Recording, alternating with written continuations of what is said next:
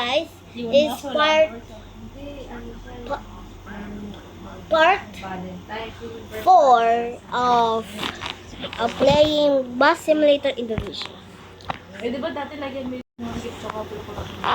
We got to Wagori to Seoul. Kaya kasi siya pag wala siyang pera. Dati din nung may jowa siya po. Ako naman yung may work. Pinibigyan ko ng siya. Skip. Eh, kasi sa mag-break sila. Sige, sa naiya kasi talaga siya. Hindi siya makipag-date eh. Pag yung babae yung nagbayad. Kaya nag-iwala sila ng yung gawa niya sa college. Kasi yun naiya siya. Kasi wala mo siya. Oo. Kasi ba dito yung time na Oo. Parang kung isa pa lang siyang hanap-hanap mo ko. Parang wala ko siya trabaho. Kaya siya. Ayun kasi nakabot siya. So parang madami siya allowance. Ayaw niya yung babae ni Ka. Doon naman yung isa. Ha? Kasi sabi niya nung lang daw niya yung parang na-realize na daw parang platonic na. Parang friendship lang daw yung may alam na yan tayo hindi asawa. Naganap din ng kulot. Naganap din ng kulot. Kulot din niya sa kabuhok niya. Kaya akala ng lolo ko.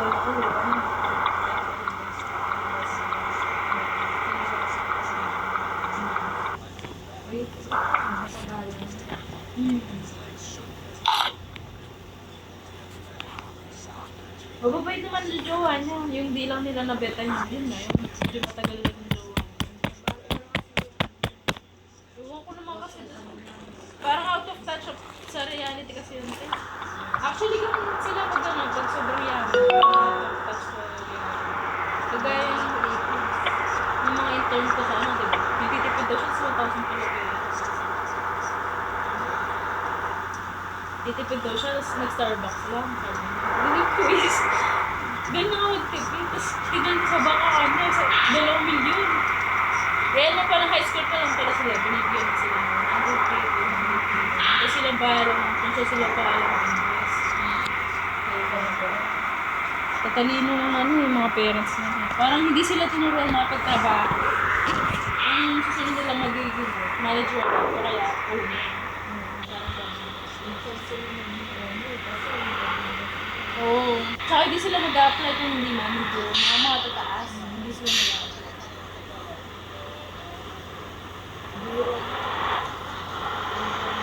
Pero sa bagay, nag-invest ka nga ng tuition ng million. Bago na kapagdating ng mensahe. Mahal ang tuition nila ito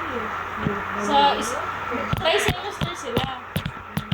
Sa Manila kasi either tri-semester or It was really... Sa isang taon, 8 or 6. Bawat semester, ito 200K. O tingnan mo, edi 600K plus gamit. Sabihin natin 1 million gamit. Mahal. Sa kanila, baliktad. Habang tumataas yung tumataas din yung tuition. Yung year mo. Pero maganda naman sa kanila. Parang yung way ng pagtuturo nila talagang high class. Parang yung bata, hindi ka nila binilblasan. The way silang nakinig doon ako sa parang tutulungan talaga ikaw na mag-give ng own opinion mo, mag-think ka ng sarili mo. Yung critical thinking. Hindi ka kaya pag-public, diba? Didiktahan ka lang, diretso lang. Yun marami. Kahit sa math nila, dami. Pwede mo i-simplify, tapos yung complicated mo. Na? Ano? Sino? Hindi ko alam. Hindi ko man naging mention. Actually, weird sila. Totoo man. Kahit yung bunso, parang siyang may ADHD. Siguro dahil blinded talaga siya sa lahat. Pero kahit yung, hindi lang ako yung opinion na to is kahit yung mga dito, tsaka yung mga sa site ng lola ko. Hindi sila masyadong kinakusap kasi nga, parang weird sila. Tapos yung lalaki, parang hindi mo maintindihan kung bakla ba siya o good siya. Parang siyang sinto-sinto. Ganun yung dating. Tapos parang hindi sila, yung sa social nila, hindi sila yung tipo, kuwari, kakakita mo, di ba mag-hi kayo. Wala, magsama-sama lang kayo, hindi kayo nag-usap-usap. Ganun. Parang magbabanding lang kayo kasi magkakasama kayo. Pero yung usap na taga-saan ka, wala, hindi ka tatanungin. Hindi mo rin sila matatanong. Alanganin mo rin silang tanong kasi di naman sila nagsishare. Ano talaga siya? Siya lang yung gusto. Kasi yung sobra. Na? Sabi,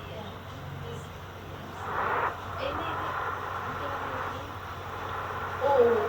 Sinama niya dun. Crush ko nga niya yung kapatid niya. Yung sinasabi ko sa'yo, di ba yung naging asawa ni Kevin? Yung kapatid mo. Before, hindi mataba yung mga kapatid mo. Tapos, actually, mas maganda yung asawa ni Kevin, di ba? Pero ang sabi nila, matapang daw yung itsura. Kasi yung mas bata doon, soft siya. Tapos, that time, payat pa yun. So, yung ano kasi, mas soft yung features niya. Yung kay Kevin kasi, maganda. Parang medyo matapang daw yung dating. Crush na yun eh. Tapos nagsisimig-simig yung tinitingnan-tingnan. Kala niya siguro mag-uusahan siya. Mahal kasi tusin ko. dapat pala magpagdalaki. Pero ano yun eh, close na yung kay Ocean. Basta ka-close dun sa jowa niya na yun. Gusto niya. Pag nag-love siya, ano eh, parang sobra-sobra. It was just fun. Stop it.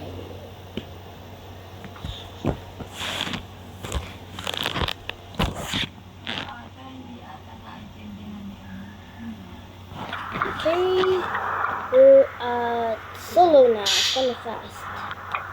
Hindi kasi yun te. Hindi siya sanay sa That's all the 7 minutes.